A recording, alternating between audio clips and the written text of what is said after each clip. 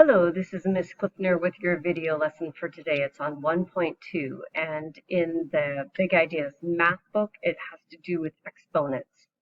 Go ahead and try the warm-up. It could be different than the one you see in front of you, but I'll just review long division. So I'm dividing 15 into 1,635. If I use my multiplication chart, I can see that 15 does not go into 1, and I put a 0 up there. 15 does go into 16 one time. When I divide it in, I get 1 times 15. I multiply, and it's 15. I subtract, and I have 1 left over, and I bring down the 3.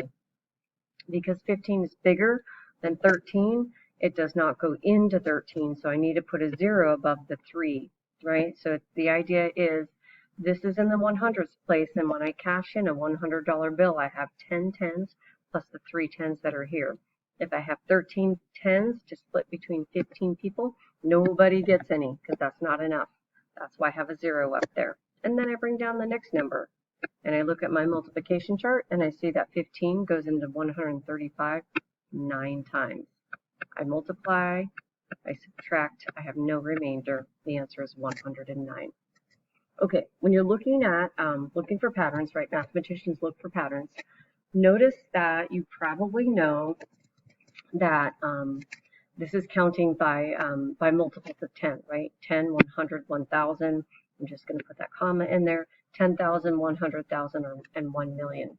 And notice that you probably remember from 5th grade that the number of zeros you have matches the exponents, right?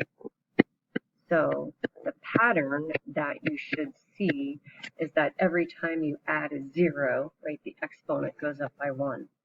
So maybe the pattern that you're seeing is multiplying by 10, right?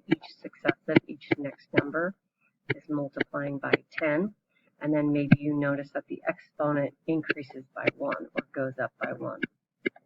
Exponent goes up by 1. Okay, I wanted you to notice the pattern. And it looks like this, kind of a times 10 and a times 10. And we'll use that idea to talk about a really interesting idea of what happens when the exponent is a 0. Okay, so here we go. There is a lot of vocabulary for today, but I'm going to just go ahead and show you that when you're looking at exponents, right, we have words for the whole thing that when I look at this number, I'm supposed to say 4 to the 3rd power or 4 to the 3rd. This whole thing is a power.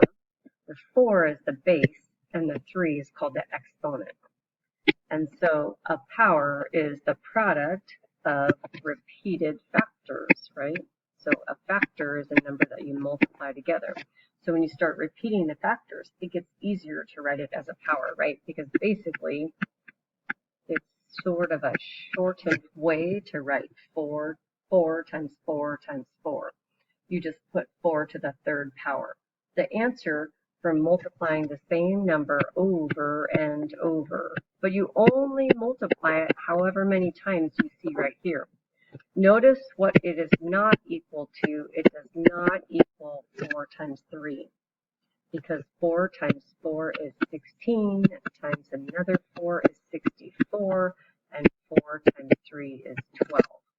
So an exponent does mean multiplication, but you don't multiply the exponent and the base together. You always multiply the base. Okay, so the base is the part of the power that gets multiplied over and over, and the exponent is the number of times the base is used as a factor. So there are some words that we use to describe squares and cubes, and if you look at it, there's actually, it makes sense. So if I have 3 squared, it's as if I have a square that is a perfect square, and it has a length of 3 and a width of 3. And when I square that, I get 9. And when we're talking about area, it's always in squared units or feet or meters or whatever it is. So when something's to the 2nd power, we say that it's 3 squared. Now when something's to the 3rd power, notice now I have a 3-dimensional object. So I'm looking at 3 different dimensions. I'm looking at the 3 here, that's the length, and the 3 here, that is the width, and the 3 over here is the height. There's 3 dimensions to a cube, and that's why we say sometimes instead of saying 3 to the third, we say 3 cubed. And then to the fourth, we would just say 3 to the fourth. There is no fancy word like squared for the second power or cubed for the third power. We don't have it to the fourth power. But you can think something about, it's not really quadrupling, but if there was a word, it probably would have the prefix quad in it. I don't know. Maybe you can come up with one and become famous for that. All right, so now I'm just going to go over a few examples. If you'll notice that the example, and these are from your textbook, it says writing expressions as powers. Remember, the power is the number with the exponent. An expression is just some math that you're supposed to do. Well, the first thing I do is I count the number of times that I see the base. So notice I see all these 4s and I count them. There's 1, 2, 3, 4. So if I'm going to write the product as a power, I want to use an exponent. And so this is just rewritten as 4 to the 5th power. I'm not asking you to simplify. I'm not asking for the answer, the value, none of that. I just want you to know how to rewrite an expression as a power. Okay, so for B, I see 12, and there's 3 of them, so it's literally 12 to the 3rd power. That's how easy it is.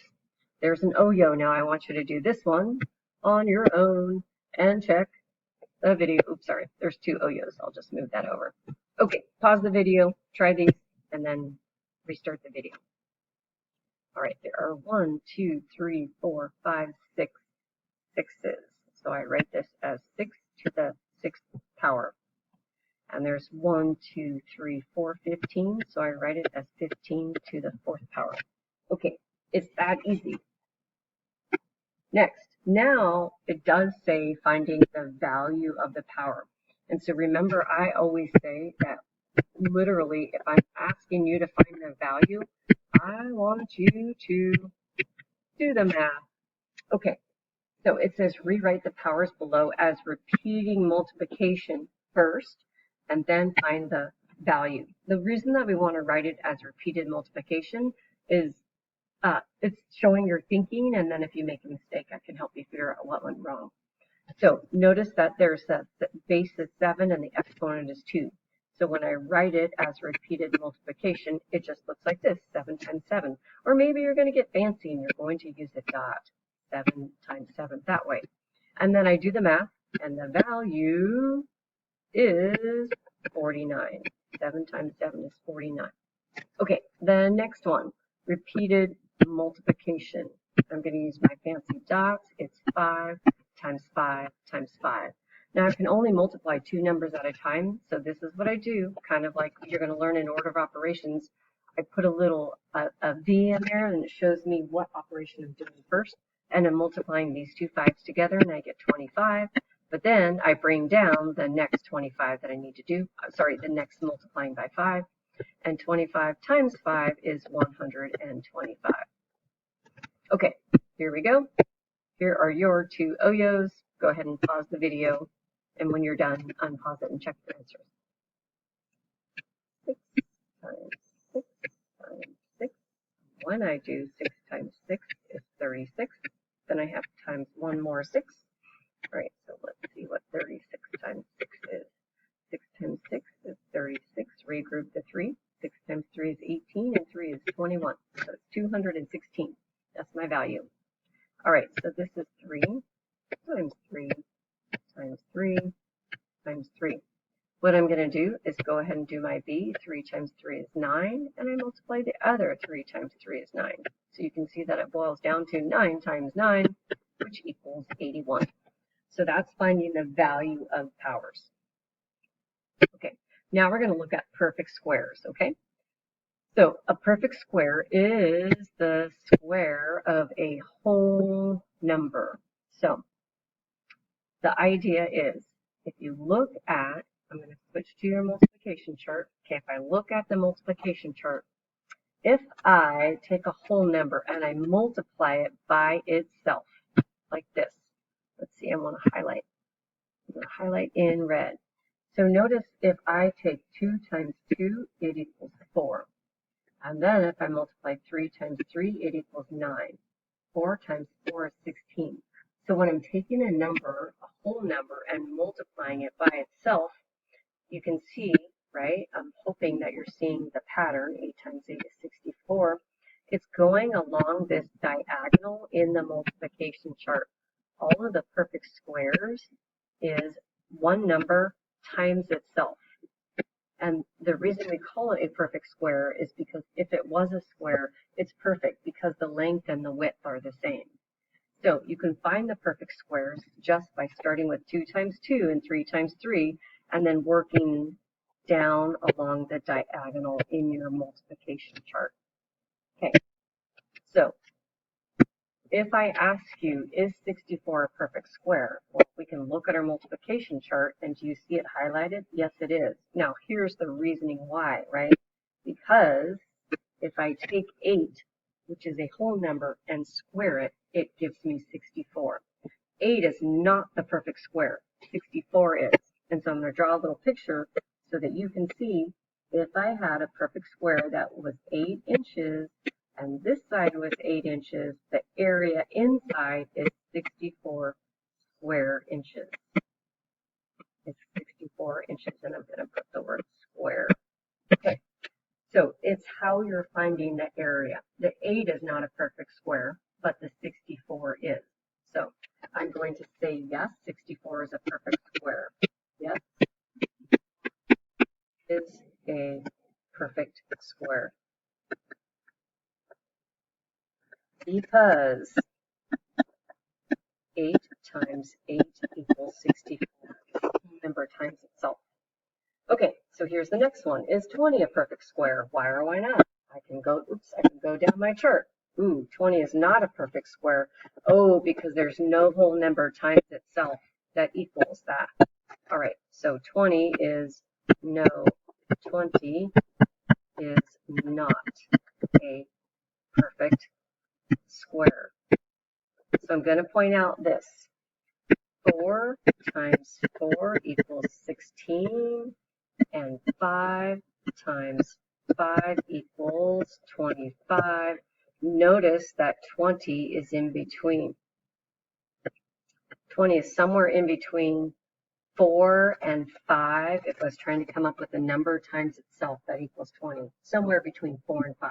But 20 is not a perfect square. You could make a rectangle out of 20. Check it out. I could do 2 times 10, but that's not a perfect square. That's a rectangle. Okay, here's your OYO. There's 2. Determine whether it's a perfect square. Explain it. Pause the video. So, yes, because 5 times 5 equals 25. Here's my picture of my perfect square. Well, maybe it's not perfect, but we're going to pretend it is. 5 times 5 is 25. All right, 99. I'm going to look at the multiplication chart. Oop, I know 100 is a perfect square. 99 is not. So this is no, because there isn't a number. I'm going to say another way to say this argument. There's one argument up here. No, because no whole number times itself